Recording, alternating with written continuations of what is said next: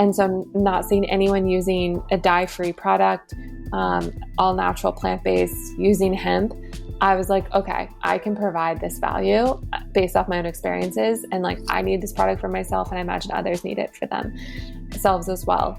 And so for me, when we created the brand, is like, I wanted it to be a movement. I wanted it to be inspirational. I didn't want it to be like hemp towels.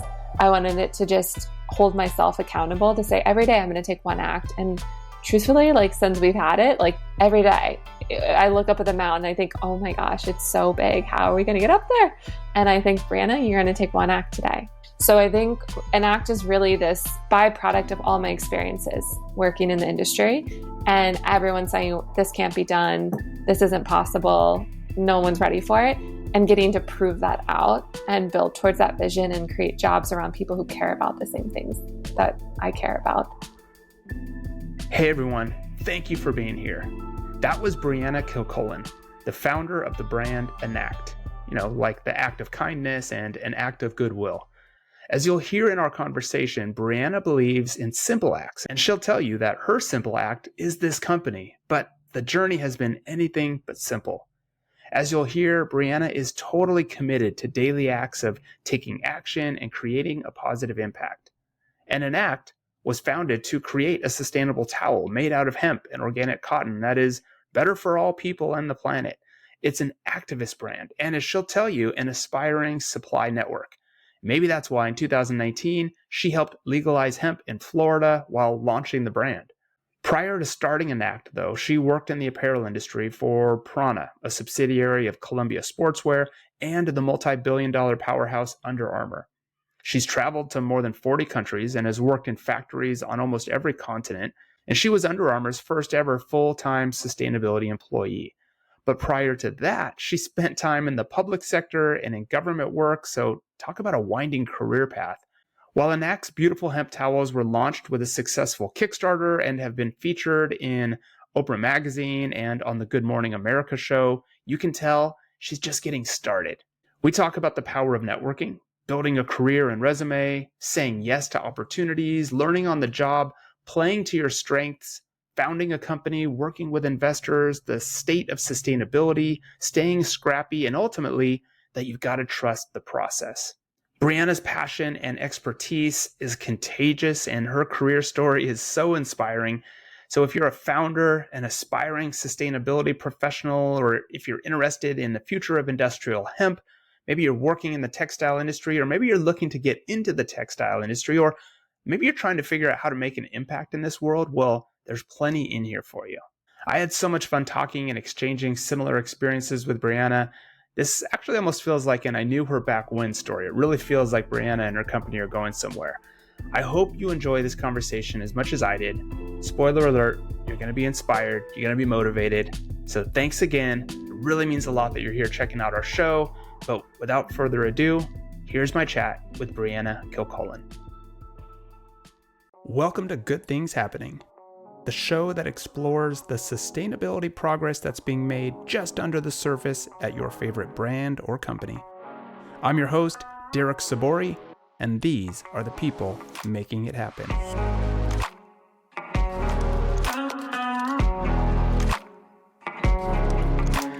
All right. Well, Brianna, welcome to the show. Good morning. Thanks for being here. I'm glad to have you here on the Good Things Happening show.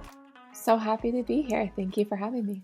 Yeah, you bet. Well, you were referred to me by Teresa McKinney at Nemo, and there's a plug. Her podcast episode is out right now, and she dropped a little line in there just kind of referencing you and the good work. And she said, hey, I should connect you to you. And I said, yes, please do. We got connected, and here we are. So we're recording, and I'm so excited to have you on the show because what you're doing is awesome. And in the prep work, you and I, as we discussed, I think had some similar journeys. So I want to unpack all that, talk about how you became an entrepreneur, what your pathway was getting into the textile and apparel space, and namely in sustainability. So you ready to dive in? Yes, I'm excited. So tell us a little bit about, real quick, if you can, tell us, about you, about the company, the role you play, and we'll unpack it all from there. But just give us kind of that little brief statement of who you are and about your company. Totally. So I'm Brianna, the founder of Anact. I founded Anact in 2018. We were successfully funded on Kickstarter. Most of my background was working in the corporate side of the apparel industry. And after seeing the impact that that clothes have on people and the planet and the way the infrastructure is set up to be very linear and not circular, it impacted and influenced me to want to create a brand and a product and infrastructure that I felt like is what needs to move forward in our industry and set the bar for what customers should expect and anyone working in that industry should expect from, sorry, I'm like fumbling on my words, should expect from how their clothes are being made. Yeah, because you were deep in it, so you know exactly what the impacts were, whether it comes from on the environmental side, the social side. You were deep in supply chain work. And I mean, you were working for some very well-known brands. You've got a great resume. So what I love is that you were working with brands like prAna and Under Armour. You were a consultant. But prior to that, we're going to get to that part. But I do want to kind of look back at on your LinkedIn resume before we talk about how you got into the apparel space and textiles specifically. Tell us about your journey getting there, because you spent a lot of time abroad, working in Uganda and Ireland. It looks like, as I read through your LinkedIn profile, that you've got dual citizenship, but you did some work in the U.S. Secret Service. Can you tell us about your pathway getting into how you landed here? What were the early days like? Yes, I think that I'm definitely a person who just, when opportunities come, I say yes. And I don't necessarily worry about how that would look on a resume, or does it excite me? Is this interesting? Is this cool? And what's in front of me? I think for me, I went to school at GW studying international business. So living in DC and working in DC, I always wanted to be working for the State Department or for an embassy. I think I've just always been intrigued by how do we work together as a global society. And I've been a globalist over a nationalist for a long time. So I think for me, it was, how does this happen? And an opportunity came where the Secret Service was recruiting and they had a position. And so at the time they said, if you work for anyone in the government and get a top secret clearance, it makes it a lot easier for you to get a job working for the State Department, because it's harder to go through directly to them. So I said, okay, I'll take that opportunity then. And so that's how I got my top secret clearance, and then started working for the government. And I was doing that work for 2 years. It was 50% counterfeit, 50% protective intelligence. So sometimes I would be actually in motorcades and driving through DC when Obama was in office. And that was really fun and cool to just be speeding through the middle of DC. Were you able to text your friends, be like, hey, I'm on Channel 4, check me out? That's me. That's right. I'm in that one. I would be able to tell them afterwards, okay. Hey, did you see Michelle and her team were at Good Stuff Eatery by Capitol Hill? Guess what? I was there. But I could, never tell anyone before or during. And so, and then I learned a lot about counterfeit and just money and how money is made and all the security trademarks that are put in order to be able to tell real versus fake. And so I was doing that, and they were like, hey, we'd love for you to keep staying, keep working, keep building, growing. And there's not a lot of women in this department. And I was like, okay. And then I had a family friend move to DC, and my uncle said, can you take her out to lunch and introduce her? And so I did. And she had just been working in Uganda, and she was starting to go work for the State Department. And she was like, forget TS clearance and working for the government, go do a hardship post, and that will help elevate your resume to get where you want to go. And she's like, I have a friend who has a fellowship open, you should apply. So I applied and got in. So I think all of my path was always how do I get to work for the State Department? And everyone who would tell me a different thing, I'm like, I'll try that. And somehow that actually led you into the textile and apparel industry, right?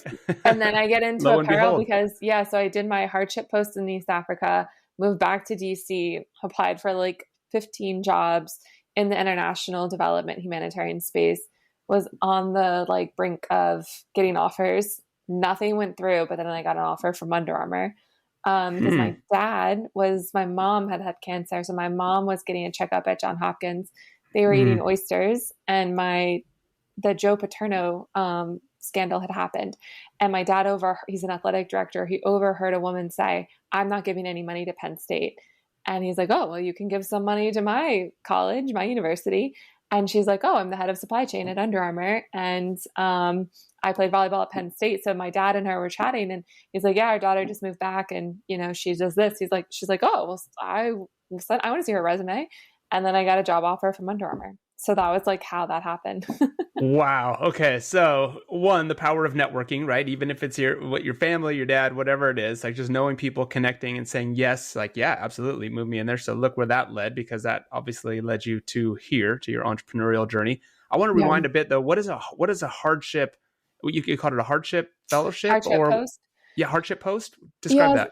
So there's like different, if you do if you become an expat and you get different countries, like they'll define them and say like, this is a much harder post to be at, depending on like the conditions, than say like being in Paris. So like I was in Gulu in northern Uganda. So there's like, we had no running water, no electricity, like a lot of things that made it very difficult to live. So they would define that as a hardship post. And so, or like living in South Sudan or the Congo. And so then when people see that you can live in these difficult places, then like they accelerate you, as opposed to if I was like, "Oh yeah, I lived in, France for 2 years. That was a hardship post." It's like, no, that's not a hardship post. And then I can find it here on your resume, but what years were those? What years were you there in Uganda? I was in Uganda 2011 to 2012. Did you know Crochet Kids while they were there? Yeah, that's in Gulu. Yeah. And then Invisible Children. And then there was like another, like 31 Bits. Yeah, exactly. Because they're out of California. Yeah. Yep. So I'm good friends with the Crochet Kids, who now run Known Supply. But I know that's exactly where they started. Their story is amazing. So that's funny. Small world. But so you find... Yeah, exactly. So, but all doing good work. Everybody's doing good work. And that's the whole point of this, is elevating this good work, telling people about the story behind it. What was it like, though, getting out of that space and sort of getting off track and finding yourself at Under Armour, of all places? I mean, that's sort of a hard turn, all of a sudden a hard pivot, right? You find yourself going, "Oh, okay, I'm in this space."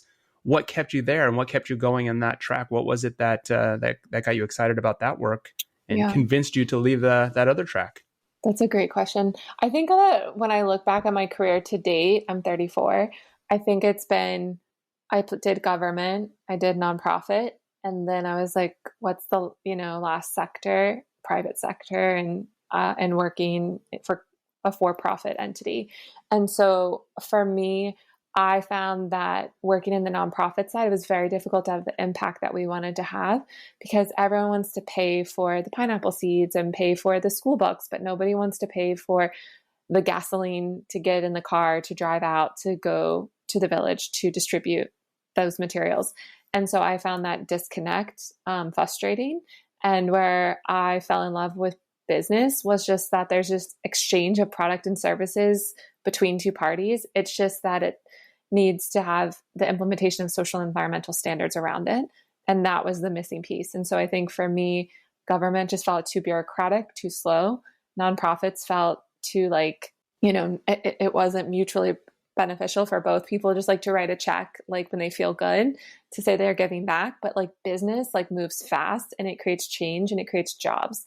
And I feel like my experience in working in the space was that jobs alleviate poverty. And it's the greatest thing you can create in order to change someone's life. And so, being in Uganda and seeing all of how the humanitarian work had negatively impacted that city, where people just expected different things to be free all the time, as opposed to like a working economy, pushed me to get into that. And so with Under Armour, I was like, okay, this is cool. Like, this is a growing company, 30% a year, that's creating jobs. It just needs to have these standards in place around how that is done. And so that was what attracted me. And then my dad was a college basketball coach. So we grew up being sponsored by Nike. We grew up going to Nike parties. And so I've always been in competitive environments, and that's like, I like that energy of playing sports, of being around sports. And so that was, cool for me, but it was definitely a thing at first, because we've been Nike for so long that everyone was like, oh wait, but it was a good shift. And then going into Under Armour, I was like, hey, you guys need a CSR department. And they were like, we don't have that and we don't have a need for that at this point. But like, if you come in and if you do sourcing and production and learn the supply chain and understand the business, you can create your own role here. And that was a huge driver for me to get in. And I'm so grateful because I think so many people come in and just want to do sustainability and don't understand how businesses operate.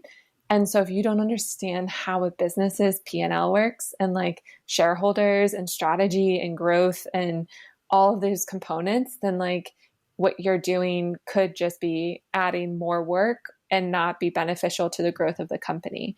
And I think that's like the key component that I've learned over the years, but that was how I started and got in at Under Armour. Okay. So a lot to unpack in there. There's some really good things in there. What you just said, I think is so important. That was my experience as well, is having background understanding of the company, diving in, understanding supply chains. I did raw material purchasing. The more you work with your suppliers, you deal with budgets and calendars. I manage merchandising.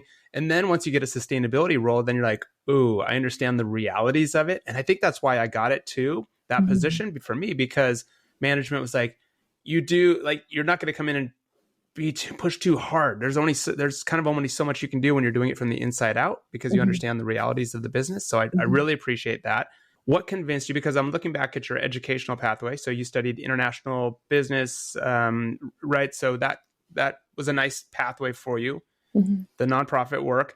But what prompted you to say, hey, you guys need a CSR department? Like, where did that come from? How did you know what gave you the confidence to say, hey, you guys need this? Yeah, I love doing podcasts. This makes me, because it like relives all these moments and connects these dots for myself. I'm like, I forgot that moment. So my senior year, my spring semester, I took a course called Managing Developing Countries. And the course focused on the oil industry and how and why CSR was created in oil. And so that like was where I had no idea those types of positions lived, those types of departments. And it was like this, the consciousness of the business. And so we would do these case studies on BP and Chevron and like all of the oil companies and like how they would want to go to a new place. And then it would be like displacing indigenous people and like who was on the ground having those conversations and learning the culture and negotiating. And so that was just so intriguing to me that all of these people had to figure stuff out together. And then how do we protect the people and the planet at the same time? And so that was where I learned about CSR. And then I would just find books and start reading about it. It's so great. And it's great to hear. I think just that one class for me too, it was one class I did it like, wait, why did I not know this? None of this had ever been explained to me. And then once you can't unsee it basically, right? So to your point, you latched onto that. You go into a big company like Under Armour and say, hey, you guys need to move in this direction. They're like, well, help us out. We'll do it. So did you get to you got to create that role, that department and that movement, which I'm sure now is very mature. Huge. I would imagine.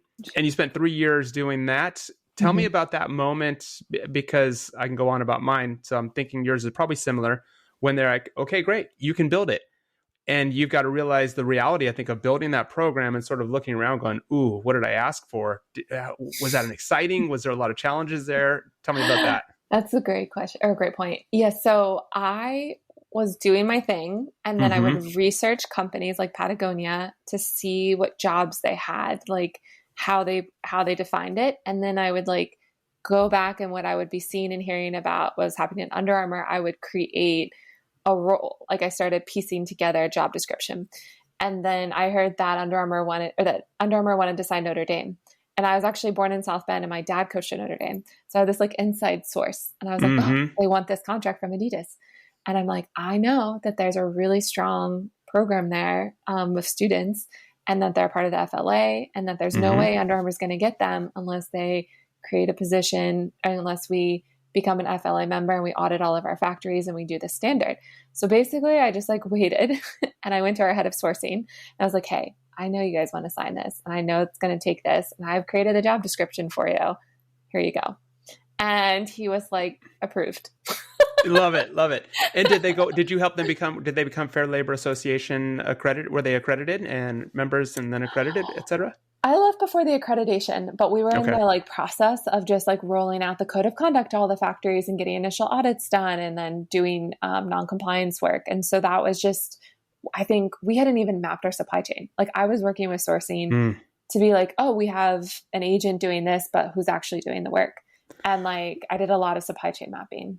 Which is not unheard of, right? I think even today, right? That was back in 2014, 15, it looks like. And even today, you can walk into any brands, even big brands, and just realize they are struggling to map their supply chains. It's one of the most foundational bits of work when it comes to sustainability. For those that don't know, the FLA or the Fair Labor Association, probably the most well recognized and the most prestigious of social labor standards, right, for brands. So to get that accreditation, and did they go on to get accredited? Do you know? I'm sure they must have in order to have the They must have. We can look. Yeah, we can look it up because on their website that it'll tell you whether they are or not. So that was great experience.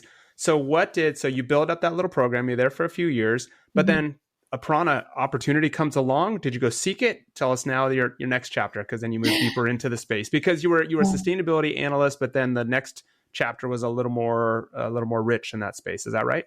Yeah. So my position that they gave me was sustainability analyst, but really I was just managing an entire program. It was just me in the office in Baltimore. And I had 300 factories that I was responsible for social audits. And so were you doing a lot of traveling? Were you going and visiting the factories? Hired third parties and we mostly did that. But yes, I would travel. I mean, I worked a lot in Central America and our factories there. But I ended up, I was working nonstop and I was exhausted. And so because I was the only sustainability person and I reported into legal. So I was like sitting with sourcing, but reporting into legal. And then I had all of these people come up to me and want to talk to me about sustainability, but no one was talking about audits. So people were like, oh, we want to talk about product materials. We want to talk about here at Under Armour, like our actual headquarters, about composting. So I became this like, the hippie, like, within the you became the expert and you're like, well, I just got to go figure this out. I have to manifest that. Well, I think what I realized is that everyone has a different definition of sustainability. And my definition for so long had been social, but really there's all these other things around environmental and other different definitions of social. So I was like, whoa. My definition was always the opposite. I would be like, oh, well, I handle environmental sustainability. And I always laugh now because I'm like, oh my gosh, we know, both of us, right? No, it's like, it's all of it tied together. It's funny that you were on that side. In my journey, I was on the other side. It's like, audits, compliance, social, that's over there. They handle that. Yeah. And you'll find it's interesting, like certain people, there's like my experience in consulting was that people can feel very, on edge or very like uncomfortable if you have a different definition than they do, and nobody wants to be doing anything wrong. So essentially what I realized was that sustainability was much more far reaching than just a factory. And so some of the biggest impact is really in the actual product materials that are used. And so Under Armour just didn't have a commitment for that. Like they were just like, you report into legal, make sure nothing bad happens in the media. And like, that's all we care about. And so then when I was at an FLA meeting, I met the prAna people and somebody from Fair Trade's like, you'd be a great fit. Like, because you're thinking about all these other things outside of just the factory. It doesn't look like Under Armour is going to change anytime soon. You should consider going somewhere. So I think for me, it was like, I've had this multi-billion-dollar experience of working for a brand at this pace and this focus. And it was never embodied in the executive leadership. Like that was never a core requirement. I could go to a smaller company in the $100 million space where it's embodied and I can learn from the program as opposed to like learning on the job like I was at Under Armour. And so that was where that opportunity came, and I interviewed and then I was offered the position. And so then moving to San Diego and getting to see just how everyone really had ingrained sustainability in their role and responsibility was an amazing opportunity. But then Columbia Sportswear had purchased. So then there was like this post-acquisition thing that was coming. And so that was always like, felt like it was a never going to be a long-term opportunity at prAna, just because of it being a portfolio of brands as opposed to an independent brand doing its own thing. But it sounds like you could definitely sense the difference. I mean, it's pretty obvious, I would imagine, of a place where it is not, like you said, baked into the DNA. It's not coming from the top. It's not at every touch point. It's sort of like, do what we need to do, make sure we stay out of trouble, meet the bare requirements to be able to say, hey, we're abiding by the law and maybe a little bit above, as opposed to a brand who's like, hey, this is part of our ethos. This is what we do. Everybody's talking about it. Everybody is firing that direction. There's so much more that can get done. And it's more exciting, I would imagine, as well, right? What was the contrast like between those two places? Yeah, I would say like at Under Armour, I was like getting pushed, but like pushed in the sense of just like to accept the bare minimum. And then prAna, I was being pushed to be more aspirational, and it caused me to innovate. It allowed for me to change. That was really beautiful for me I'll never forget. Like I showed up and they were like, oh, you can get shoes from Sorel, our sister brand, and like free shipping. And so I just like ordered all these shoes in all these different sizes, and like all of this product came in. And I was just like, oh, I just like check it out. And then I thought, oh my gosh, Brianna, you're in sustainability. Like you should know, like you don't do this. And it was just, I think that like the culture kind of like called out my own like personal life, like how I was living, and like it pushed me to get better and to want to be better. And I think that was how I view my time at prAna, was really, I learned more sometimes, I feel like, than I gave back.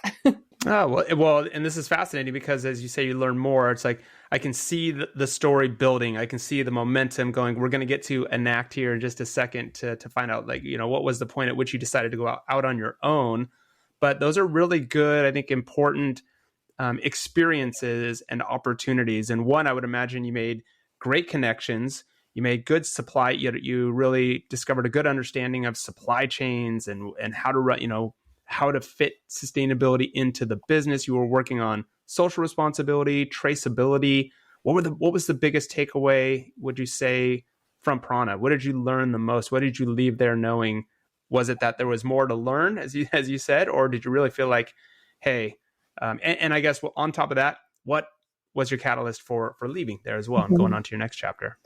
Yeah, I would say that what I learned was that prAna and Patagonia should be the norm, not the exception. That was my takeaway, that I was not enjoying being the only one in the room doing that I wanted to see other companies be able to do that and make that happen. And so at the time, REI had just announced their product sustainability guidelines.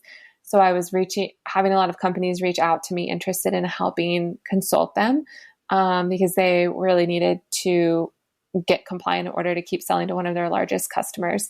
And so those opportunities started coming in. So that was exciting to me to be able to help everyone instead of just one company, I think. And I was like, if you know about this work, everyone should have access to it and not just a couple of people get to like constantly take up the space. So I think that was my realization of wanting to see the industry move forward and not be focused on the brand, because I would see a lot of people just move from brand to brand to brand, and all those brands are the ones that hold the space, and like no one else ever was getting the space. So that's what pushed me to want to consult. And then on top of that post-acquisition integration started to come down, where I just didn't feel like the company leadership that I had the rapport or the opportunity to keep working there and innovating. And so I was like, I'd rather go help other people. And that's what pushed me to start the consulting. But then after all of those realizations, I was like, I really want to see amazing brand and amazing product and like vision occur.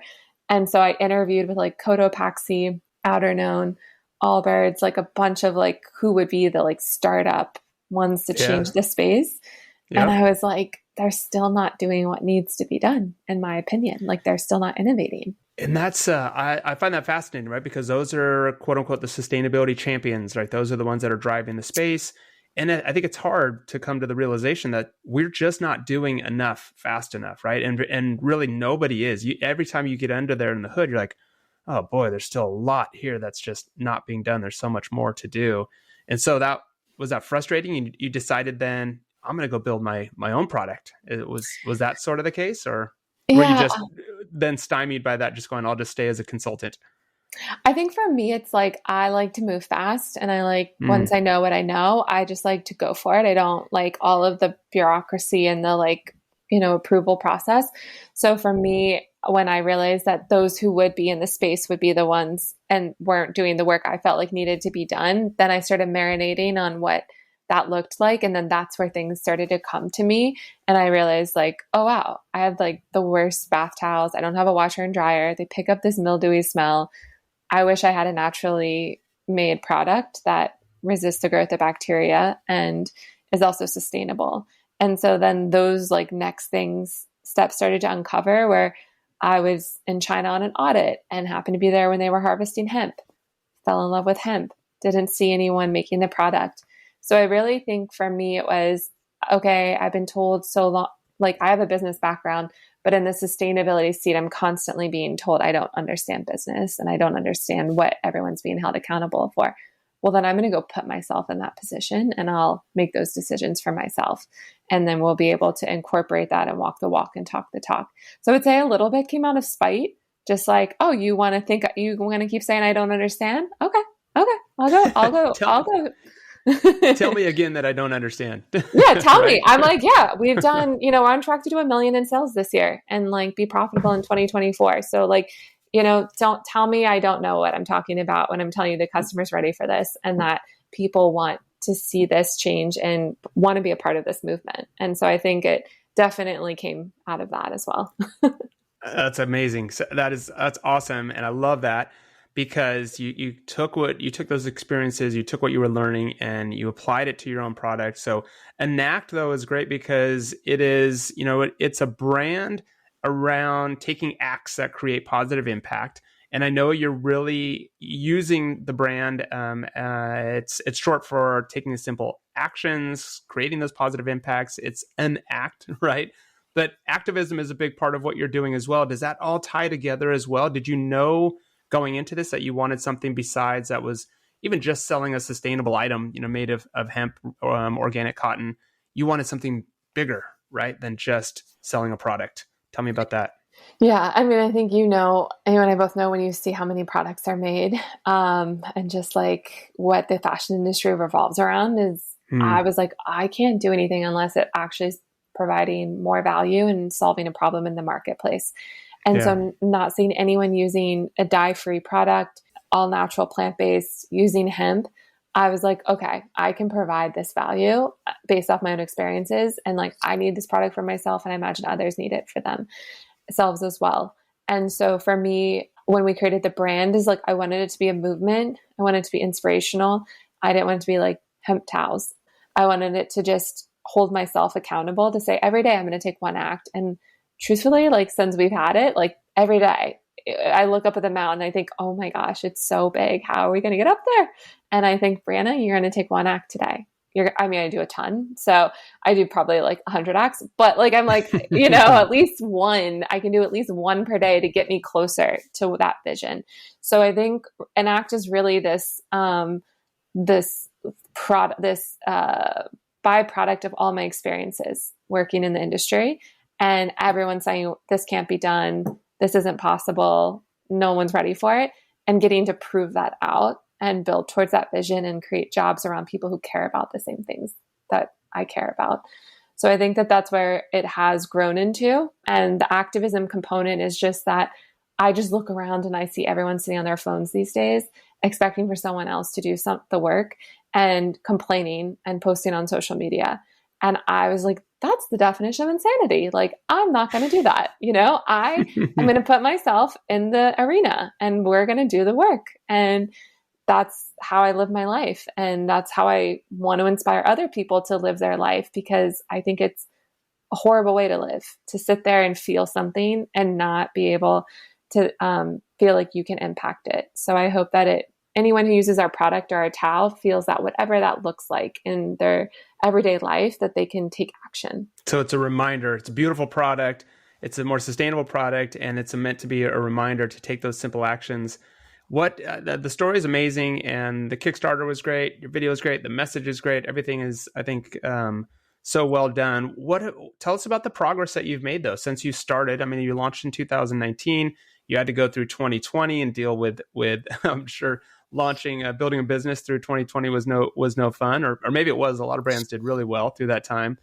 But what have been some of the highlights of that journey so far? I mean, I know you've been on Good Morning America. You've done some really interesting things. So tell me about some of the highlights. Totally. Yeah. So we did the Kickstarter. That was $600. I directed, produced, got friends we went to the universities and we're like, does any student want to be in a video? Okay, amazing. Smart. Creative director, the whole shebang. So yeah, we did the Kickstarter and I was like, if we don't get the Kickstarter, then that means the market's not ready for us yet. And we did it and we got it. So I was like, okay, the market's ready for us. So then when we got our production in, which was March 2020 during the beginning of COVID, I was so scared because our whole strategy was really going to be wholesale. And then I was like, I have to learn how to sell D2C. I have to learn paid advertising and algorithms and just the online world. And that's just not my background or my experience. But I think, we did do really well and it did create a lot of innovation because a lot of people then wanted to nest at home. And so they were looking for companies to support. So then we became, a go-to, but then we also did, so Teresa and I met through the Outdoor Leadership Academy, and shout out to them because if anyone's interested, it's the best program.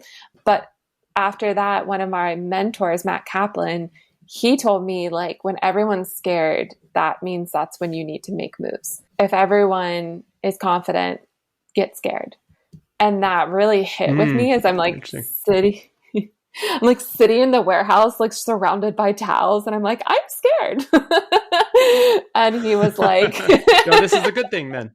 Yeah, he's good. He's make moves. And so then we did a BLM tote bag in collaboration with a local nonprofit during August 2020, got picked up by Oprah Magazine. So we were how do we ignite this activist in us outside of just the towels? And that put us on the map. And then we started ranking #1 on Google for hemp towels. That's been one of our best drivers organically. I think for over the years, every time I've been speaking or writing, Google's just oh, she's checking out. All her words are consistent, and all these different publications and websites are backlinking her. And so we naturally just got that spot without ever paying for it. And so that's where Good Morning America reached out. That's where wholesalers are to this day. That's where when people come through that way, it feels so good because the intent is there without knowing who we are, and then they find us, and there's this authenticity created and brand trust. And so Amazon reached out to us during COVID. They're like, hey, you are, we saw you on Kickstarter. We would like for you to sell on Amazon. So I would say Kickstarter and Google were these, secret weapons of just, I think in what can tend to happen. And now everyone's an entrepreneur, and I probably shouldn't say that, but everyone's I can have a brand, I can do a thing. But it's very hard work to create a grassroots movement and to actually put in the thought and effort to create a timeless concept, which is really what Anact is for me. And so in doing that, I think that it's allowed us to have those larger opportunities and continue to scale.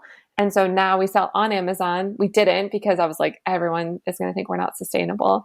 And then you get to this place where you're okay, I'm now a founder and I have to think about where does our product exist and where is our customer looking for it and how do we make it as easy as possible for them to access it? And then that really removes the bias around a lot of things because now you're just running a business trying to get people who want your product access.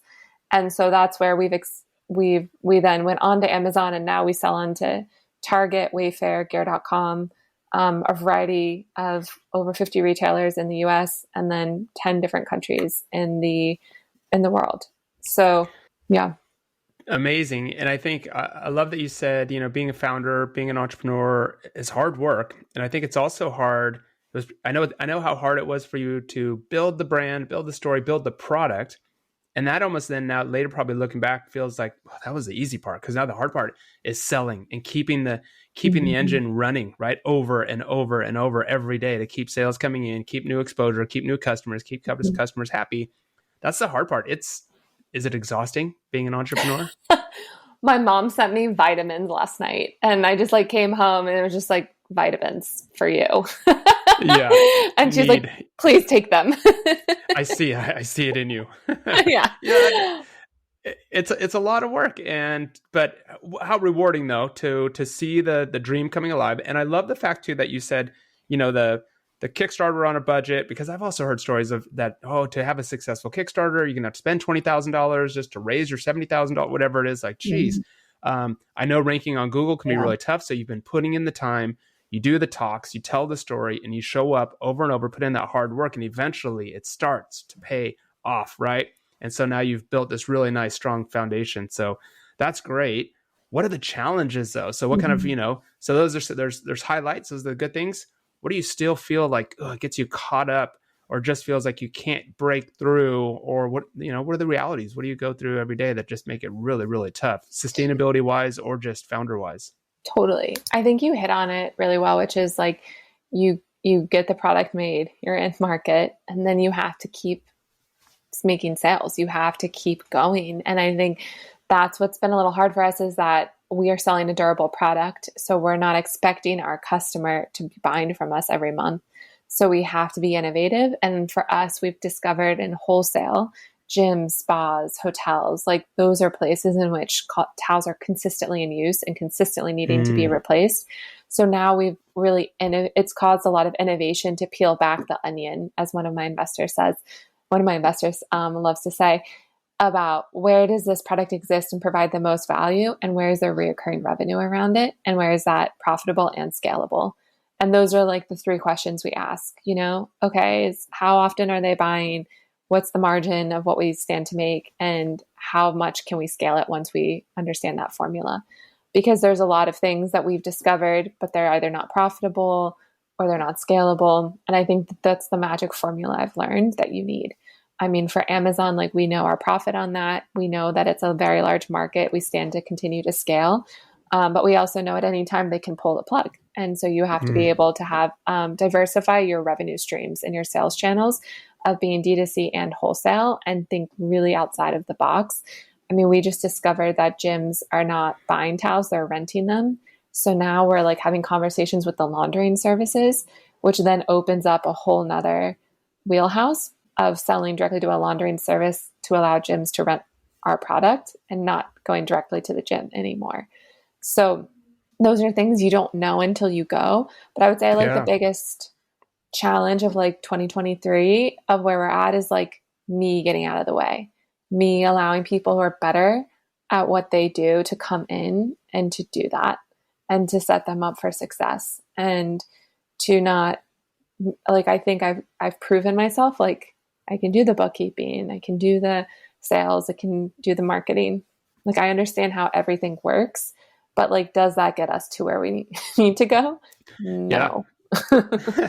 Time to back off, let somebody else push the buttons, write the copy, do whatever they need to do, right, to own that space. Yeah, that can be tough to let go of, because the idea of feeling in control is so great. Like, I've learned this, I've got it, nobody knows better. And so I think that's really self-aware to be able to just go, you know what, oof, all right, I got to jump out of here. Truly. And companies are not built by one, I heard a podcast and she's like, nobody's self-made. Everyone is community made. Like, this idea of self-made is like not good for fallacy. It is. Yeah. And people think they have to do everything on their own. And that's just like a very detrimental experience to have. And I've done that. And I would never wish that or would recommend that, to be like sitting in my warehouse having to teach myself Facebook ads. Like, that's horrible. But I think, figuring out how do we work with people who have the same values as you and see the vision. And then how do you set up, especially for us, like, we see absolutely no VC money go into the apparel industry. Like, nobody wants to invest in textiles, and really like sustainability.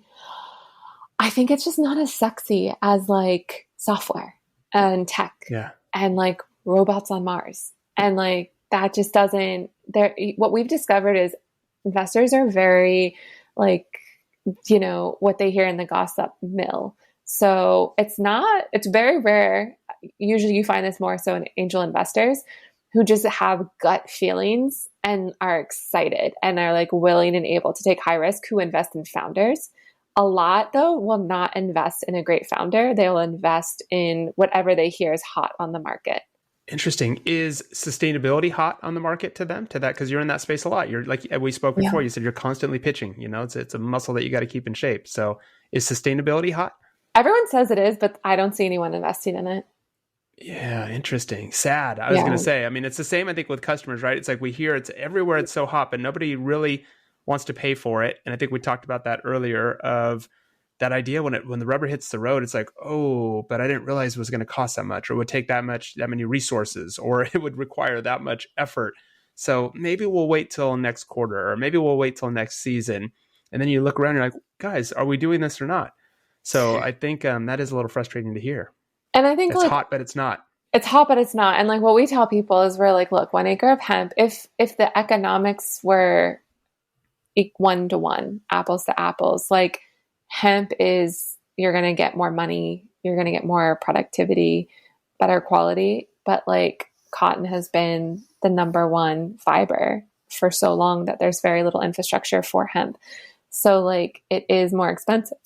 But if we were to compare the two, 1 acre to 1 acre, it's not. So it's a fight against the economics and increasing supply. And I think that has helped us. But yeah, like I think it is a good old boy network of like people like when I went to going to GW, like most people go to Deloitte, they go to Accenture, they go to like a consulting or like work for the government. It's not like a Wharton where everyone can go off into like a VC. So I didn't have a built-in network. My family comes from the sports industry. I didn't have anyone.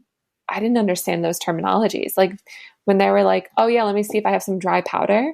I was like, are you talking about cocaine? They're like, no, like, I was like, I don't know. Like, I was like, generally, I do not know.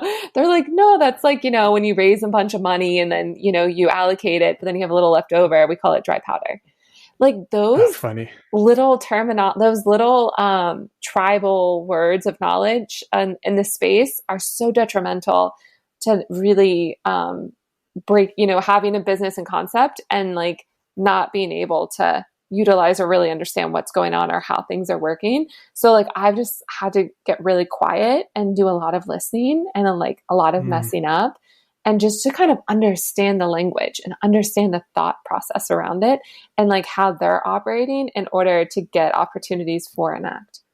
And I think that's what really prevents, especially women, from coming into the space, is because like no one ever said any of those words to me growing up. No one ever said those words to me in college. No one ever said those words to me in the apparel industry, right? Like in the apparel industry, no one's ever talking about startups or VC backed or, valuations. Like you're just like, okay, here's how much we got to sell and here's what we got to do. And like everyone go forth. So I think certain industries have more of that, but yeah. I wonder too, because I know in the apparel industry, it takes a long time to be profitable. You can have decent gross margins, but most companies aren't profitable for years until you kind of reach that scale point where it's like, okay, now we're profitable. But it takes a long time, and that can probably be, you got to wait it out and hope that the market, appreciates it. And you got all these supply chain issues that you have to deal with, global complex supply chains, right? And that's what we've seen is the issue, which is why we want to bring manufacturing back, is that it's really hard to be financially stable because, as you know, you're putting all this cash to secure your inventory that gets locked up to 90 days, if not more, from the manufacturing to it getting the freight. And then we have to sell the product. And then like Target has net 60 payment terms. So we've put all this money in, but like we don't make any return on the cash for like 6 months. And so that's where we're like, how are people doing this? And it's like line of credit, like have a lot of institutional funding in order to like make it possible. And as a newcomer in the game, like no one was giving me a line of credit. Like the Small Business Administration won't give you anything until you've had 3 years of tax returns. So it's like having to get so scrappy to do a Kickstarter, having to negotiate and find other opportunities in order to make stuff happen. Like that's been the name to our game. And I don't wish that upon anyone else because it's been that hard. But I'm hoping that in going through these experiences and coming out on the other side and finding innovative ways that we can be able to prevent other people who have great ideas and great products from going through what we've had to go through. Well, it's going to be a great business case. It is a great business case for women founders, small business owners, entrepreneurial spirit, breaking out, getting out from under brands and going on your own, doing it. But there are a lot of hurdles. You're going to have a great book to write to be able to tell the story. Tell us about the industrial hemp supply chain status right now. How are things? Do you expect it to come back? Because I know you do a lot of advocacy work. You're always talking about it. You've helped pass bills, but will we see industrialized hemp in the US? I know there was the Farm Act. There was all talk of it. Is it happening? Is it moving forward? What's the latest? Yes. So the reason why I love hemp so much is because the supply chain infrastructure is so small and fragmented that I feel like all of the things that are utilizing hemp allows us to create that vision and propel the industry forward. So for hemp, like there's no processing equipment, like farmers don't know what they're doing. So there's this opportunity for us to have farmers grow hemp and then be able to make it as close as possible to where we're selling and to where they're growing and create that circular system. So like that's the part where I think everyone, less than 1% of textile production is made in the US. Nobody's ever been to a factory. And so like, that's the part with hemp that gets me pumped. 2014, the Farm Act bill was passed. Colleges and universities could grow. 2018 Farm Act bill is passed. States could pass their own legislation. So it's pretty much at this point, it's federally legal. It's just based upon each state, how they are going to pass legislation. So like in Florida, where I'm from, it's very difficult because you have to have a lot of permits and there's a lot of processing and there's a lot of just very annoying who you have to work with to get seed. Vermont, I think it's like a $15 permit and you can do whatever you want. So it's like every state just depends on what they've passed and what they're allowing. Here in the state of Texas, I would say like we still come up against the connection to marijuana, being under cannabis, like a lot of just stigmas that prevent us from being able to do the things that we want to do. But I would say that it's a state that is booming. There's a very large GDP and there's a large economic incentive. And so we're working with farmers to say, hey, can you get access to seed to grow our fiber? And then let's do like a made in USA towel Anact. And let's see what that looks like and how much it took for us. And can we make it profitable and scalable? So that's like where we're focused on. And I would say that hemp is continuing to build and continuing. Everyone's like loves the performance and the attributes of the crop. But the biggest thing is how do we actually process it and make it profitable and scalable? People are like, oh, just can you do what they're doing in China and just bring it back here? And I'm like, no, that whole industry left during NAFTA for a reason. Like if we do that here, are you going to pay for a $250 towel? I don't think so. So like we have to think about innovation. We have to think about disruption. We have to think about automation and robots. Like that's where my brain goes to make it an actual competitive model that's clean. So what you're saying is Anact will become a technology company. That's what I'm hearing. Honestly, like I think the brand is the first step to create the demand in the market for hemp. And then like ultimately investing in creating the infrastructure would allow us to sell raw materials to any other company. And I think like vertical supply chains, agricultural, ag tech, tech, supply chain resiliency. Like that's how we're like, look, if China's our 50% of our largest, does 50% of global production, and we're having these horrible relations, this is a national defense play right now. So like people, all of you VCs out there listening to the Good Things Happening podcast, you heard it here first. Call Brianna. Yes. We're solving problems. Agtech's the least. Everyone wants to focus on Mars. No one cares about it's all happening here. And speaking of all, what I'm so fascinated about, because we have similar paths, and as we've studied sustainability, I am fascinated right now just by the climate tech space. So there are a few podcasts that I listen to, and my mind is just like, there was so much happening. It's moving so fast, and there's so many different innovations, and there's so much money being spent. So that is technology and solving problems moving forward. Your idea is like, yeah, we started off selling towels, but that was just the foot in the door. We got bigger things we're focusing on, right? And if I had the knowledge and the know-how to do a VC raise like I know now in 2018, I would have just gone for that out of the gate. Meaning you would have done that first before you launched the brand? Well, here's the thing. My friend started Thread, which does supply chain disruption in Haiti. So they work with the waste pickers, get the recycled plastic. Yeah. So their thing is that they did the infrastructure first and then they did the brand. And they wish they had done I think they were like, they found the infrastructure couldn't hold without the brand. They needed a brand. Yeah.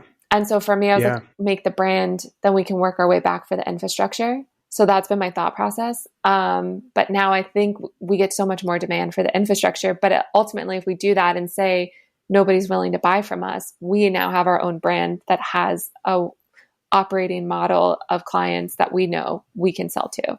So like that makes me feel safer and more secure, and getting everyone to invest in the infrastructure, knowing it has a home to go to at the end. Super smart. And I think going back to what you said earlier, though, too, it just makes you think, though, the reason a lot of us don't, because I always play that through my head as well, from the small brand I helped start, or even what I do now, I'm like, God, I wish I would have raised money first. But if you don't come from that space, you don't know, and you don't even know where to start. So you're like, you know what, I'll just do it on my own. We'll just start building it and we'll go. And then you find yourself bumping up against the ceiling like, oh my gosh, it's so hard. If you would have known, as you know now, and then with these connections. So I guess there's always a 2.0, chapter, but how do we make that normalized as well for college students coming out? Or it's like, hey, if you've got a great idea, it's like, hey, here's the pathway. Step 1, go meet with these groups. Step 2, be a part of this, leadership organ, whatever it is, to make it so that less students have that feeling that you had, like, I don't know this language. It was never talked to me. Nobody spoke to me about it. You had a great sort of pedigree of great education, great experiences, boom, boom, boom. And still you had to kind of stumble upon it on your own. Wouldn't it be great if there's a way to also just like, no. When you come out of school, nobody should leave school knowing that you can't get money. You can. You just need to know where to look. I think that's a great point. I mean, I think playing the cards you have dealt, like some people have access to certain things and you just have to say like, what do I have access to? And then what is the vision and where do I want to go? And I think consistently sticking to the vision every day and saying like, I don't know what I don't know, but I'm going to trust the process will continue to unfold for me. And I think that just looks different for every person. Like the path that has been my path, right? Like, but other people I've met have had different paths that we are now in the same place. So I think it's just being aware of like what is available. And I think what I would say is, does your product or service provide more value than what is being provided in the marketplace? Does it solve an actual problem? And ask yourself that question. And if it does, you will figure it out. Whatever happens, you will figure out the money, you'll figure out the inventory, you'll figure out the people, you'll figure out all of the obstacles. All of the obstacles that will like inherently come your way, you will figure it out. And whether that's, learning VC language, private equity, whatever that is. But if you're not providing value, I think that's where when the rubber hits the road, it's a little bit harder to push yourself if it's like a beanie baby. That's how I think of it. So find the value first. So good advice. And that's one of the things we'll start to round out here, and we'll start to land this for you so you can get back to running your company. But that is one of the things I want to leave some advice with young people kind of coming up, or people that want to shift and decide to leave the comfort of that brand umbrella or organization umbrella and go out on their own. But before that, what do you want your customers, stakeholders, listeners to understand? A big part of what I do is try to help people understand sustainability, because as we talk, there's just so much to it. It's packed, it's loaded, it's complex, it's very nuanced. There's the Sustainable Development Goals, 17 of them, 169 targets. There's just a million things you can go after. It's not easy. It's not simple. It's not easy for the work that you're doing. So if you had to kind of button it up or package it up to say, hey, I really want my customers to understand this about the process, about the product, about sustainability, about anything, is there something that always nags at you that like, I wish people knew this? What would you have them understand? I think I would say that sustainability, the definition I've embodied, which is the UN SDGs, is it does vary, but how do we continue to meet the needs of the present and provide for the needs of the future?